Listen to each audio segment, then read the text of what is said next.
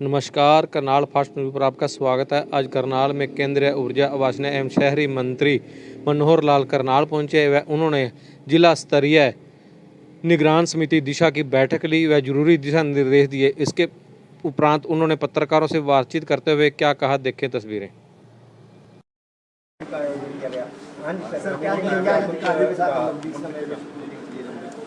मित्रों, जैसा हमको मालूम है कि दिशा की मीटिंग हर 3 महीने में हर जिले में होती है और मेंबर पार्लियामेंट के नाते जो भी एमपी जहाँ का होता है उसको दिशा करनी होती है। तो दोनों जिलों की आज पानीपत की और अब करनाल की दोनों मीटिंग्स हुई हैं।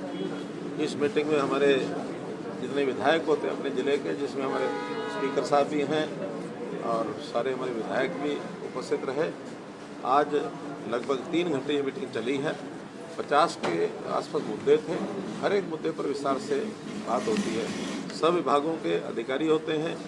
केंद्र की जो स्कीमें हैं, सेंट्रली स्पॉन्सर्ड स्कीम्स और ऐसे ही स्टेट स्पॉन्सर्ड स्कीम्स का जो अंशदान भी उसमें होता है, तो इन सब के ऊपर चर्चा होती है ताकि उसका जो पैसे का उपयोग ठीक हो जाए, उसका जो आउटपुट है, लोगों को जो लाभ है वो पूरा मिले। एक पिछले क्वार्टर की चर्चाएँ होती हैं, अगला जो क्वार्टर आता है उस क्वार्टर में और कितना हम आगे बढ़ सकते हैं उस पर चर्चा होती है ताकि स्कीम को कैसे पूरा करें। आवश्यकता पड़ने पर और डिमांड भी की जा सकती है, किसी भी मद के नीचे बजट की कमी है तो पूरा कर सकते हैं, ले सकते हैं, और जो टारगेट पहले होते हैं उसको पूरा करने के लिए काम किया जाता है। आज की बैठक में 4-5 बिंदु विशेष हैं जो आपके माध्यम से मैं बताना चाहूँगा। उसके अंदर एमपी लेड जो स्वयं मेंबर पार्लियामेंट के नाते से मुझे ही खर्च करना होता है, तो उसके अंदर आज सभी 5 विधानसभाओं में 1-1 करोड़ रुपए का सैंक्शन जो है एमपी लेड में किया है। सारे हमारे विधायक वो सब इसका उपयोग करेंगे। इसी प्रकार से स्वच्छ भारत मिशन शहरी का तो एक कंपटीशन ऑल इंडिया लेवल पर होता है, लगभग 4,500 शहर उसमें भाग लेते हैं, लेकिन ग्रामीण क्षेत्र का कोई कंपटीशन राष्ट्रीय स्तर पर नहीं होता। तो ये तय किया गया है करनाल में भी और इससे पहले पानीपत में भी कि जिले के सब गाँव का, सब पंचायतों का एक कंपटीशन कराएंगे ताकि अगले साल भर में जो भी स्वच्छता के पैरामीटर्स हैं, जो KPIs हैं, उसके आधार पर और प्रतियोगिता हो, जिसमें एक होड़ लगे, प्रतियोगिता हो, गाँव की सफाई अच्छी हो। इसी प्रकार बेटी बचाओ बेटी पढ़ाओ ये भी एक बहुत महत्वपूर्ण ऐसा एक विषय है जिसकी शुरुआत प्रधानमंत्री जी ने स्वयं 2015 में पानीपत से शुरू किया था। तो उसके रिजल्ट सारे देश भर में भी अच्छे रहे, यहाँ भी रिजल्ट्स अच्छे हैं। आज मुझे बताया गया कि करनाल की जो जेंडर रेशो है वो 971 है, जो अपने आप में बहुत ही एक अच्छे उस लेवल पर है।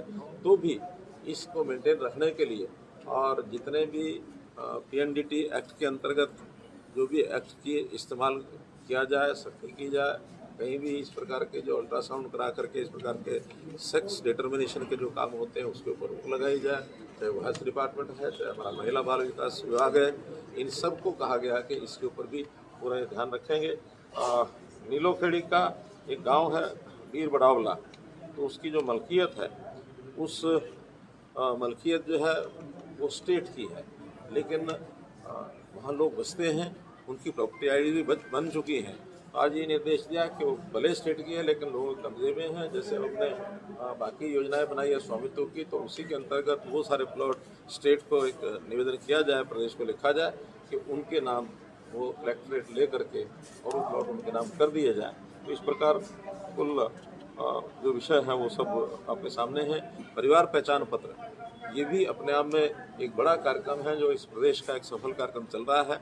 इसमें आज हमने इनको कहा कि जो 1 लाख रुपए से कम जिन परिवारों की आमदन है, ऐसे परिवारों की आय बढ़ाकर इनकम 180 तक कैसे लेकर के जाएं। तो रोजगार की जितने भी योजनाएं हैं उनको सबसे पहले प्राथमिकता में इन परिवारों को दिया जाए, सेल्फ हेल्प ग्रुप इनमें बनाए जाएँ, यहाँ के युवकों को ट्रेंड किया जाए, स्किल्ड करके और उनको रोजगार दिलाने का काम किया जाए ताकि इन परिवारों की आमदन बढ़ सके। तो इस प्रकार से प्रमुख मुद्दे ये थे, बाकी विकास के बहुत से मुद्दे यहाँ विशेष। सीटी का पेपर है, कल सीटी का पेपर है, क्या कहना चाहेंगे सभी अभ्यर्थियों को? सीटी का पेपर देने के लिए लाखों की संख्या में कल ऐसे जो रोजगार प्राप्त करने वाले लोग हैं, सरकारी नौकरी चाहने वाले लोग हैं, उनका कल और परसों 2 दिन परीक्षा सारे हरियाणा भर में हैं और इसकी पूरी व्यवस्थाएं जहां तक मुझे जानकारी है हरियाणा सरकार ने कर दी हैं। विशेष तौर पर ट्रांसपोर्ट की व्यवस्था और इस व्यवस्थाओं के आधार पर हमारा जो स्टाफ सिलेक्शन कमीशन हरियाणा का है उन्होंने भी सारी व्यवस्थाएं सब बनाई हैं और मुझे लगता है कि बहुत निर्विघ्न ये जो परीक्षा है 2 दिन की हो जाएगी और जो ऐसे हज़ारों की संख्या में रोजगार जो अपेक्षा है युवकों की वो अगले दूसरा जो टेस्ट होगा सीईटी का ग्रुप सी का उस टेस्ट के बाद उनको सबको नौकरी मिलेंगी। मेरी ऐसे सब नौजवानों को बहुत बहुत शुभकामनाएं। अभी रेलवे मंत्री जी को मैंने इस बार भी कहा है कि उसके ऊपर डीपीआर बनाएं। अभी डीपीआर बनने में कुछ उनकी दिक्कत उन्होंने बताई है, लेकिन मुझे लगता है कि अगला जो प्रोजेक्ट हमारा इस इलाके का वो यही बनने वाला है। इसके अलावा हमारी कोई डिमांड नहीं है। तो करनाल से पानीपत, हाँ, इससे पहले दिल्ली से करनाल तक RRTS वो इससे पहले बनेगी। उसका चूँकि सीधा सीधा मेरे विभाग के पास ही वो काम है, तो उसका डीपीआर और उसकी सारी संरचना वो बनने जा रही है, तो बहुत जल्दी RRTS बनेगा। कांग्रेस प्रेसिडेंट है जो कहीं ना कहीं मोदी जी के ऊपर टिप्पणी की, RSS पे टिप्पणी की, उसको कैसे देखते हैं कांग्रेस प्रेसिडेंट खड़गे जी ने?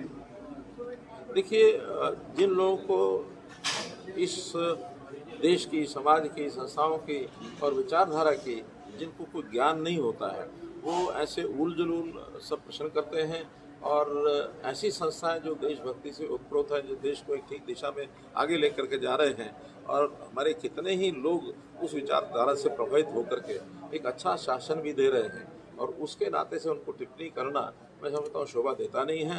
उनको संभल के बोलना चाहिए, जमीन पर खड़े रह करके बोलना चाहिए, हवा में नहीं उड़ना चाहिए। गोपाल कांडा कह रहे हैं कि अगर शिक्षा नीति लागू आपके समय में की गई थी पर अभी भी काफी % सीटें जो है खाली रखी हुई हैं। देखिए, नई शिक्षा नीति का और सीटों के खाली रहने का कोई संबंध नहीं है। शिक्षा नीति में ऐसी ऐसी चीज़ें हैं जो इस देश के अनुकूल, वो शिक्षा हो, स्वभाषा के साथ प्रेम हो, रोजगार ओरिएंटेड शिक्षा हो और शिक्षा का विस्तार केवल रट्टाफिकेशन ना हो बल्कि संस्कारित और चरित्रवान बनाने के लिए भी ऐसे प्रावधान किए गए हैं। तो इस प्रकार से शिक्षा का एक मूलचूल परिवर्तन नई शिक्षा नीति में है। अब जहाँ कहीं आवश्यकता जिस चीज़ की होगी उसी आवश्यकता के हिसाब से बच्चे पढ़ाई में बल्कि बीच के कोर्स चलते हुए भी अगर वो ट्रांसफ़र करना चाहे, अपना पाठ्यक्रम बदलना चाहे तो बदल सकते हैं। तो ऐसे उसका व्याप जो है वो बनाया गया है, लेकिन बच्चे कितने कहाँ पढ़ते हैं और कहाँ जिसकी आवश्यकता वो समय की आवश्यकता के हिसाब से पूरा होता है। कलेक्टर रेट जो बढ़ाए गए हैं वापस रेट वापस होंगे या लागू होंगे? कलेक्टर रेट बढ़ाए गए।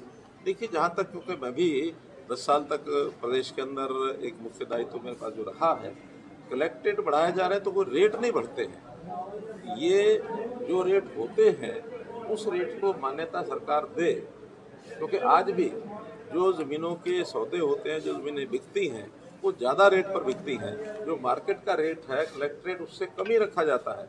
कहीं भी मार्केट रेट से ऊपर कलेक्टेड कभी नहीं होता और बल्कि लोगों की इसमें कठिनाइयाँ दूर होंगी। अभी तो लोगों को ज़मीन खरीदने के लिए, मकान खरीदने के लिए 2 प्रकार से सिस्टम बनाना पड़ता है। कुछ वो बैंक के माध्यम से करते हैं, कुछ कैश लेकर के दौड़े फिरते हैं। इससे उस समस्या का हल निकलेगा ताकि उनको कैश का इधर से उधर ना करना पड़े।